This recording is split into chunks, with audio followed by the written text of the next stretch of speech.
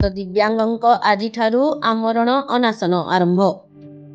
Bus ରିହାତି ନ ଦେବା ପ୍ରତିବାଦରେ ଏପ୍ରିଲ ମାସ 21 ତାରିଖରୁ ପାରଳାଖେମୁଣ୍ଡି ଆଦର୍ଶ ଥାନା ସମ୍ମୁଖରେ ଜେମ୍ସ ଭି ନାମକ ଜଣେ ଦିବ୍ୟାଙ୍ଗ ବ୍ୟକ୍ତି ନ୍ୟାୟ ପ୍ରଦାନ ଦାବିରେ ଧାରଣାରେ ବସିଥିଲେ। କିନ୍ତୁ ସେ ଧାରଣାରେ ବସିବାର 12 ଦିନ ବିତି ଯାଇଥିଲେ ମଧ୍ୟ ତାଙ୍କୁ ନ୍ୟାୟ ମିଳିନାହିଁ। ସେହି କାରଣରୁ ସେ ଆଜିଠାରୁ ଥାନା ସମ୍ମୁଖରେ ଆମରଣ ଅନାଶନ ଆରମ୍ଭ କରିଛନ୍ତି। ସୂଚନାଯୋଗ୍ୟ ଯେ ଏପ୍ରିଲ ମାସ 9 ତାରିଖ ଦିନ ଜେମ୍ସ ଭି ମାରୁତି ନାମକ ଏକ ଘରୋଇ ବସ୍ରେ ମୋହନାରୁ ପାରଳାଖେମୁଣ୍ଡି ଅଭିମୁଖେ ଆସୁଥିଲେ।